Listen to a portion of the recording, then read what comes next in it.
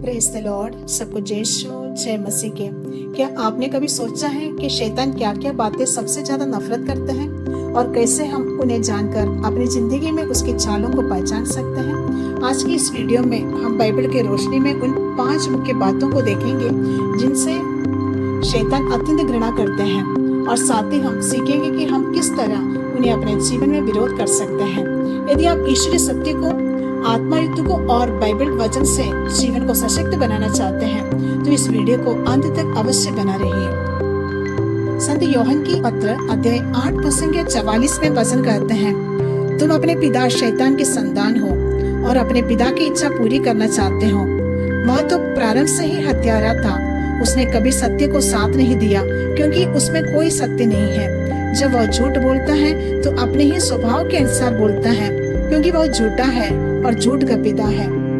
शैतान की सबसे बड़ी चाल झूठ है। वह सत्य को तोड़ मरोड़ कर प्रस्तुत करता है जिससे लोग भ्रमित हो और परमेश्वर से दूर हो जाए। बाइबल में प्रभु यीशु ने स्पष्ट कहा कि झूठ उसका मूल स्वभाव है। वह सत्य को दबाकर, परिवर्तित करके और आध्यात्मिक सत्य को ढककर हमारे विश्वास को कमजोर करने की कोशिश करता है। इसलिए जहाँ जहाँ सच्चाई खुलकर प्रस्तुत होती है, वचन पढ़ा जाता है, आत्मा की आवाज सुनी जाती है, ईमानदारी से अनुभव बांटा जाता है, वहाँ शैतान क्रोधित और असहज होते हैं। सत्य को प्रेम से बोले, झूठ के विरुद्ध धैर्य और शांति से खड़े रहें। हर रोज वचन पढ़े और सत्य को अपने मानस में जड़े रखिए। जब भ्रम आए तो शांत मन से परमेश्वर से मार्गदर्शन मांगे और सत्य की ओर लौटे। इब्रानियों के पत्र अध्याय 4 प्रसंग 12 में वचन कहते हैं, क्योंकि ईश्वर का वचन जीवंत, सशक्त और किसी भी दुधारी तलवार से तेज है। वह हमारी आत्मा के अंदरतम तक पहुंचाता और हमारे मन के भावों तथा विचारों को नष्ट कर देता है। परमेश्वर का वचन एक जीवित शक्ति है। वह हृदय की गहराइयों तक पहुंचता है और छिपी हुई बातों को उजागर करता है। शैतान उस शक्ति से डरता है क्योंकि वचन उसकी चालों को भेद देता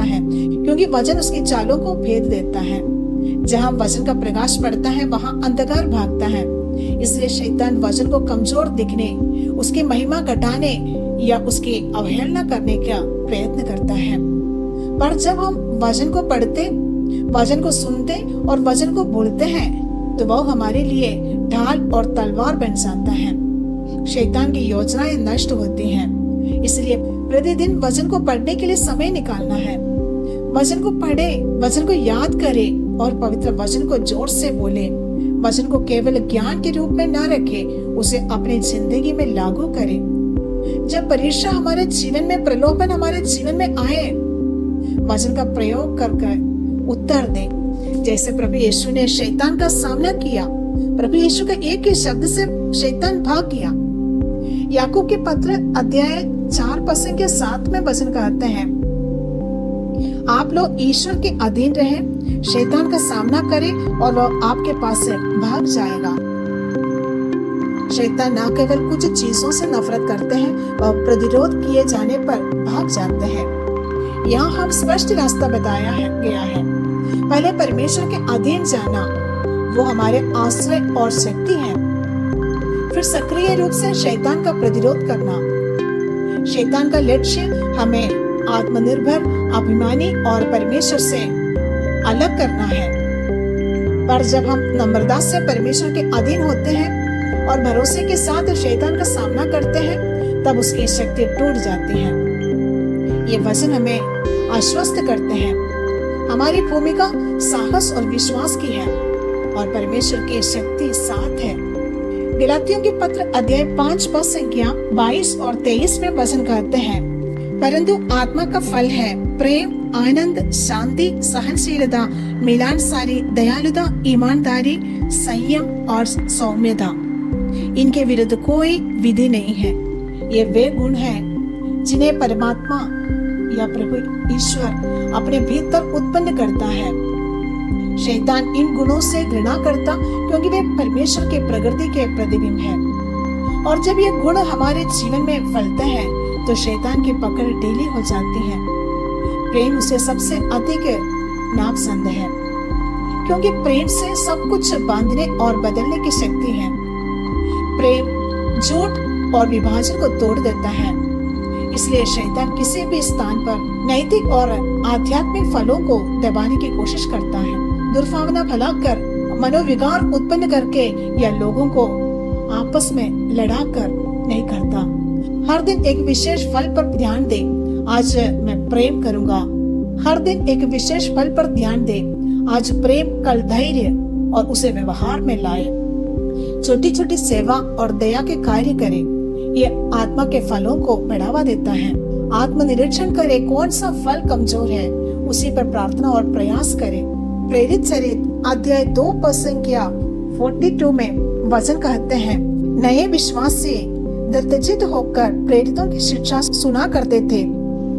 प्रातः के निर्वाह के ईमानदार और प्रभु भोज तथा सामूहिक प्रार्थनाओं में नियमित रूप से शामिल हुआ करते थे। शैतान को यह घृणा है कि हम एक समुदाय बनाकर जिए, जहां लोग मिलकर वचन सुने, प्रार्थना करें, एक दूसरे का समन्वय करें और प्रभु का स्मरण करें। समुदाय में सत्य, प्रेम और प्रभु की शांति प्रकट होती है।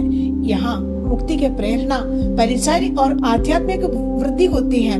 शैतान विभाजन, अलगाव और अकेलापन बनाकर लोगों को कमजोर करना चाहते हैं, क्योंकि अकेला व्यक्ति जल्दी असहाय और भ्रमित हो सकता है।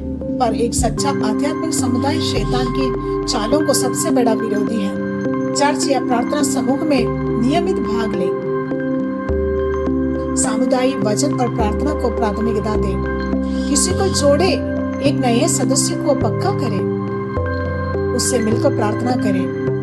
जब संघर्ष हो तो उसे सबकी ओर से प्रेम और करुणा से सुलझाए। विभाजन को पनपने न दे। आइए हम प्रार्थना करें। हे पिता परमेश्वर, तेरा धन्यवाद है कि तूने हमें सत्य, तेरा वचन, प्रार्थना की शक्ति, आत्मा के फलों और समुदाय के मार्ग दिखाया। हमें उन क्षेत्रों में दृढ़ बनाना जहाँ शैतान हमला करते हैं। प्रभु, हमें सत्य बोलने की वीरता, वचन के अनुसरण करने की निष्ठा, प्रार्थना का जीवन, प्रेम की मिसाल और समुदाय में विनम्रता दे। प्रभु यीशु के नाम में आमीन। Praise the Lord. सबको यीशु जय मसीह की।